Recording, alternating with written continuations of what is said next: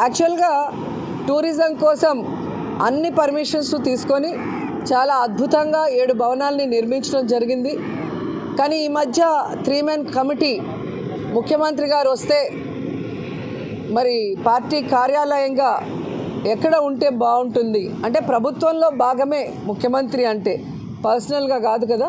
So ముఖ్యమంత్రి గారు ఎక్కడ ఉంటే బాగుంటుంది, ఎక్కడి నుంచి పరిపాలిస్తే బాగుంటుంది అన్న క్రమంలో 3 మెన్ కమిటీ వైజాగ్లో ఉన్న అన్ని ప్రదేశాలని కూడా సందర్శించారు. దాంట్లో ఇక్కడ ఉంటే బాగుంటుంది అని రిషికొండని ఫైనలైజ్ చేయడం జరిగింది. రిషికొండ నుంచి మరి క్యాంప్ ఆఫీస్గా పరిపాలన స్టార్ట్ అవుతుంది. మరి రోజక్క గురించి తెలుసా నీకు? రోజక్క ఒకసారి చెప్తావు. రోజక్క గురించి ఓడిపోయింది కదా, ఏంటి ఇంత విచిత్రంగా ఓడిపించారు? భగవంతుడిని సాక్షాత్ వెంకటేశ్వర స్వామిని దర్శనం కోసం ఎంత మంది నిద్రలేని రాత్రులు గడిపి ఎక్కడెక్కడ నుంచో ప్రపంచం అవతల నుంచి వచ్చి దర్శించుకుంటారే. నీకు అధికారం వస్తే దేవుడిని దర్శనం కోసం కాకుండా దాంట్లో కూడా నువ్వు వ్యాపారం చేసావు. ఆ దేవుడే ఇలాంటి మనిషికి మంత్రి హోదాలో కూర్చోబెడితే నా పైన వ్యాపారం చేస్తుందా అని అసహించుకొని దేవుడు భయంకరమైన ఒక ఓటమినిచ్చాడు. కనీసం ఇప్పుడైనా రోజా మారితే, ఆమె వే ఆఫ్ టాకింగ్, ఆ పర్సనాలిటీ, ఆ ఎక్స్ప్రెషన్స్, మేనరిజమ్స్ అన్ని మారితే ఎంతో కొంత విలువ దొక్కుతుంది. ఎందుకంటే సినిమాల్లో నటించారు కాబట్టి ఆ గౌరవమైన కాపాడుకుంటే మంచిది. సో నా సలహా ఏంటంటే, అమ్మ మీరు ఇప్పటికైనా గౌరవంగా ఒక రాష్ట్ర మహిళ, ఒక భారతీయ స్త్రీ ఎలా ఉంటుందో, ఒక తల్లిగా, ఒక భార్యగా, ఒక సామాన్య మహిళగా ఉంటే మీకు ఆ గౌరవం ఉంటుంది. లేకపోతే మీరు ఇలానే వెక్కిలి చేష్టలు వేస్తూ ఉంటే మీ బ్రతుకు ఇంకా దిగజారిపోతుంది. సో గౌరవంగా ఉండండి, అదే చెప్తున్నాను. పవన్ కళ్యాణ్ గారు 10,000 రూపాయలు ఖర్చు పెట్టే ఫర్నిచర్ కి డిప్యూటీ సీఎం ఓ ఇబ్బంది పడుతున్నాడు. ప్రభుత్వం 10,500 కోట్లు ఖర్చు పెట్టారు ఋషికొండ మీద. అదే కదండి ప్రాబ్లం. ఇప్పుడు ఈ ఫర్నిచర్ విషయం జగన్మోహన్ రెడ్డి పైన కూడా ఆరోపణలు వచ్చినాయి. ఆయన చేశారని కూడా మనం అందరం చూసాం రీసెంట్ టైమ్స్ లో. కానీ కోడెల శివప్రసాద్ గారిని ఆయన చనిపోయేంత దాకా వెంటాడి వేధించి మానసికంగా ఆయన చనిపోయేలా చేసి చివరికి ప్రాణాలు సొంతంగా తీసుకునే పరిస్థితి కల్పించారు. ఎంత మంచి లీడర్ కోడెల శివప్రసాద్ గారు, ఎంత చేశారు మన రాష్ట్రానికి, ఎంత మంచి గొప్ప నాయకుడిని మనం కోల్పోయాము. ఈ రోజు అదే పరిస్థితి, కర్మ ఉంటది కదా, తిప్పి తిప్పి తిప్పి గట్టికి కొట్టింది. వీళ్ళకి ఇంకా కూడా బుద్ధి రాలేదు. ఆ రోజా నోటికి ఆ రోజా గురించి మాట్లాడకపోవడమే మంచిదండి. She literally doesn't deserve my time. అయితే మరి బాత్ టబ్బు అని 26 లక్షలు అన్నారు. ఏంటమ్మా ఇది? 10,000 ఖర్చు పెట్టడానికేమో పవన్ కళ్యాణ్ గారు బాధపడుతున్నారు. వాళ్ళకి బాత్రూమ్ ఫ్యాంటసీలు ఉన్నాయండి. అందుకనే జగన్మోహన్ రెడ్డి గారు కూడా టాయిలెట్ ని, కమోడ్ ని 25 lakhs ఇచ్చి బంగారంతో చేయించుకున్నారు. మరి ఏం చేస్తారో టాయిలెట్ లో తెలియదు కానీ, కూర్చొని ఏడుస్తారో తెలియదు కానీ, వీళ్ళకి బాత్రూమ్ ఫ్యాంటసీలు ఉండటం వలన బాత్రూమ్ లో ఎక్కువ, అదే మనం బాత్రూమ్ లో బాబాయ్, 25 లక్షల బాత్రూమ్ కమోడ్, సో ఆ ఫ్యాంటసీల వలన ఇవన్నీ బయటకు వస్తున్నాయి అన్నమాట. ఇక అంబటి రాంబాబు డాన్స్ చూసాము ఎప్పుడన్నా? అంబటి రాంబాబు చూసానండి, బాగా డాన్స్ చేసి ఓడించారేంటమ్మా? డాన్స్ చేశారు కాబట్టి ఓడించేశారండి. ప్రజలతో తిరిగి ప్రతి సమస్యను మాట్లాడుంటే గెలిపించే వాళ్ళు. తైతక్కలు ఆడటం, గంట అరగంట అని మాట్లాడటం, సుజనా సౌజన్య అని మాట్లాడారు కాబట్టి ప్రజలు తని కూర్చోబెట్టారు ఇంట్లో. వాళ్ళకైనా కూడా బుద్ధి రాలేదు. బ్రహ్మాండంగా వాళ్ళు కూడా ముందుకు వచ్చేస్తున్నారు. బ్రహ్మాండంగా ఏంటి అక్కడ పడుతున్న మాట్లాడుతున్నారు ఓడిపోయిన తర్వాత కూడా. అంటే అదే చెప్పాను కదా, వాళ్ళు ఎక్కడున్నా సరే మేము ఉన్నాము, అట్లీస్ట్ ప్రజల్లో కనబడుతున్నాము అని అలా మెరుపు తీగల్లాగా వచ్చి వెళ్ళిపోతున్నారు. కానీ వాళ్ళు ప్రజల్లో ఆదరణ లేదని వాళ్ళకు కూడా తెలుసు. ఇక్కడే ఉంటే వాళ్ళు చేసిన తప్పులన్నిటికీ శిక్షలు పడతాయని తెలుసు. బట్ ఊరికే టీవీ ముందు షో ఆఫ్ ఇస్తున్నారు అంతే. అంతే. జోగి రమేష్ ఒక బీపీ వచ్చినప్పుడు కదులుతుంటాడు, ఇప్పుడు కనబట్లేదంటమ్మా. జోగి రమేష్ ఏంటి, అలాంటి వాళ్ళందరూ కనుమరుగైపోయారండి. మన సజ్జల రామకృష్ణారెడ్డి, వాళ్ళ కొడుకు భార్గవ్ రెడ్డి, వాళ్ళందరూ ఎలక్షన్స్ రిజల్ట్స్ రోజే పారిపోయారు. ఒక్కొక్కరు వెళ్ళిపోతారండి. ఇప్పుడున్న 11 మంది కూడా ఎంతమంది వెళ్ళిపోతారా అని చెప్పి ప్రచారాలు జరుగుతున్నాయి మనం చూస్తే. నేను కూడా ఎక్కడో పేపర్ లో చూసాను, 11 మందిలో 5-6 మంది వెళ్ళిపోవడానికి రెడీగా ఉన్నారనేసి. పెద్దిరెడ్డి కూడా వెళ్ళిపోతున్నారు బీజేపీకి అని వార్తలు వచ్చినాయి. విడుదల రజని వెళ్ళిపోతుందని వార్తలు వచ్చినాయి. మరి బీజేపీలో జాయిన్ చేసుకుంటారు ఇటువంటి వాళ్ళని? ఎలా జాయిన్ చేస్తారండి?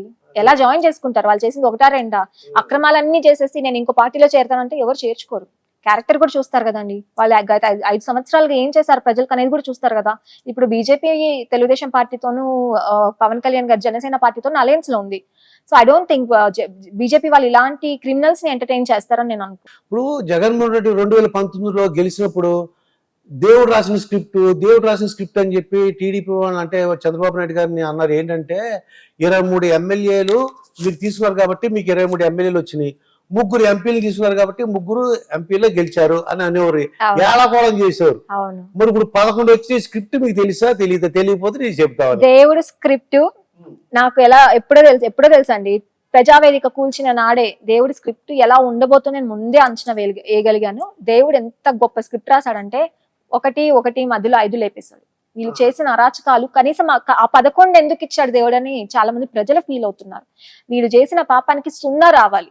వై నాట్ 175 అని చెప్పి కుప్పం కూడా నాదే అని చెప్పి కాలర్ ఎగరేసుకొని గర్వంగా విర్రవీగాడు. హిట్లర్ లాంటి పాలన అందించాడు. ఈ రోజు ఏం చేసింది కర్మ, దేవుడు మూలను కూర్చోబెట్టారు. కనీసం ప్రతిపక్ష హోదాకి కూడా భిక్షం పెట్టండి, నేను ప్రతిపక్ష హోదాలో కూర్చుంటాను అని లెటర్లు పెట్టుకొని అడుక్కునే పరిస్థితి కల్పించారు. వీటన్నిటికీ ఏంటి, ఆయన చేసిన పాపాలు, ఆయన చేసిన పనికి మాలిన జీవోలు, మందుబాబుల్ని బాధ పెట్టడం కానివ్వండి, గంజాయి విచ్చలవిడిగా పంచి యువతకి జీవితం లేకుండా చేయడం కానివ్వండి, అమ్మఒడి పేరుతో ఇలా ఇచ్చి మందుల పేరుతో అంటే మందుబాబులకి ఇలా లాగేసుకోవటం, ఒక రేట్లు పెంచేయడం, పెట్రోల్ డీజిల్ రేట్స్ పెంచడం, నిత్యావసర సరుకుల ధరలు పెంచడం, 1-2 రోడ్ లేకపోవడం, కంపెనీస్ ని తరిమగొట్టడం, ఉన్న వాటిని కొత్త కంపెనీస్ ని తీసుకురాకపోవడం, అమరావతిని తీసుకొని వస్తున్న స్పెషల్ స్టేటస్ కానీ క్యాపిటల్ సిటీ అమరావతి ఉంటుంది అని చెప్పి నమ్మించి మోసం చేసి అధికారంలోకి వచ్చిన తర్వాత వెంటనే 3 క్యాపిటల్ సిటీస్ ని తెర మీదకి తీసుకొని వచ్చి అసలు క్యాపిటల్ సిటీ లేని రాష్ట్రంగా చరిత్రకెక్కించడం రాష్ట్రాన్ని. ఇలాంటి 1-2 కాదంటే చెప్పుకుంటూ పోతే 5 సంవత్సరాలు సరిపోవు జగన్మోహన్ రెడ్డి చేసింది. సో ఆయన పాపాలన్నీ కూడా ఒక్కొక్కటి తరిమే దేవుడు అద్భుతమైన స్క్రిప్ట్ ఇచ్చాడు. ఇప్పుడు కూడా వాళ్ళు చేసిన తప్పులు తెలుసుకొని మారకపోతే ఈసారి 11 సీట్లు కూడా రావు, 0. అసలు ఆ పార్టీనే ఉండదు. అది కదమ్మా, ఇంకో 2 స్క్రిప్ట్లు ఉన్నాయి చెప్పమంటారు, చెప్పా తెలుసా? ఏమిటంటే ఇలా ఆత్మాను చంద్రబాబు ఇలా అంటారు, నీకు 11 వస్తాయి 11 వస్తాయి. Yeah correct. అదొకటి ఉంది. ఇంకో స్క్రిప్ట్ ఉందమ్మా, చెప్పండి. 164 వచ్చినాయి కూటమికి. 1+6 ఎంత చెప్పు? 7. 7+4 11. That is the script. yes, అదే స్క్రిప్ట్, అద్భుతమైన స్క్రిప్ట్ అండి. యా మరి దేవుడు ఇచ్చిన స్క్రిప్ట్ అంటే అదే కదా. అవును, అదే.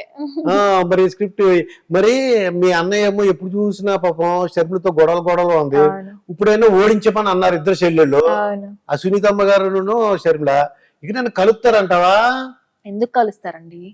ఒక ఆడపిల్లకి రక్షణ కల్పించాల్సిన అన్న ఆడపిల్ల క్యారెక్టర్ ని, నా చెల్లి ఇట్లాంటిది, నా చీర కట్టుకొని ఈ పక్కన పార్టీ వాళ్ళతో తిరిగింది, ఈ పక్కన పార్టీ వాళ్ళ అధినేతని కలిసింది, పసుపు చీర కట్టుకుంది అని క్యారెక్టర్ ని అసాసినేట్ చేసి కన్న తల్లి శీలాన్ని శంకించిన జగన్మోహన్ రెడ్డితో చెల్లి షర్మిల కలుస్తుందని నేను అనుకోను. ఎందుకంటే నాకు తెలిసి షర్మిల ఇస్ వెరీ స్ట్రాంగ్. ఆమె పర్సనాలిటీ డిఫరెంట్, జగన్మోహన్ రెడ్డి లాగా కాదు, కొంచెం నీతి నిజాయితీ ఉన్న వ్యక్తిలాగా నాకు ఆమె స్పీచెస్ వింటే అప్పుడప్పుడు అనిపించింది. సో ఖచ్చితంగా కలవదు అనేది. ఎందుకంటే పబ్లిక్ గా 2-3 ప్రెస్ మీట్లు పెట్టి నీళ్లు తెచ్చుకున్నదండి. ఒక పబ్లిక్ గా వచ్చి ఒక అమ్మాయి కళ్ళలో నీళ్లు పెట్టుకున్నదంటే ఆమె లోపల ఎంత బాధ, ఆయన ఎంత బాధ పెట్టుంటే. సో అవన్నీ మర్చిపోయి కలుస్తుందని నేను అనుకోను. అలానే సునీతమ్మ గారు 5 years పోరాడి ఇంతవరకు వాళ్ళ నాన్న వివేకారెడ్డి గారిని అసలు ఇంతవరకు న్యాయం జరగకుండా ఢిల్లీ చుట్టూ చెప్పులు అరిగేలాగా తిరిగి సొంత అన్న అధికారంలోకి వస్తే సిబిఐ ఎంక్వైరీ చేయమంటే అసలు అది కూడా చేయకుండా ఉన్న సిబిఐ ఎంక్వైరీ కూడా క్యాన్సిల్ చేయమని చెప్పి రకరకాల టార్చర్లు పెట్టి ఆమె క్యారెక్టర్ ని అసాసినేషన్ చేసి వాళ్ళ హస్బెండ్ పైన నేరాపణలు ఇది చేసి అసలు ఈ పార్టీ వాళ్ళతో వెళ్ళిపోయింది, రాజకీయ లబ్ధి కోసం ఇలా చేసి నా పైన నిందలేస్తుందని ఆవిడని ఇబ్బంది పెట్టడం. ఐ డోంట్ థింక్ వాళ్ళు మళ్ళీ కలుస్తారని. ఎందుకంటే ఒక చిన్న మాట అంటే తీసేసుకోవచ్చు, కానీ ఇన్ని సందర్భాల్లో ఇన్ని రకాలుగా వేధించారు కాబట్టి వాళ్ళు కలవరు.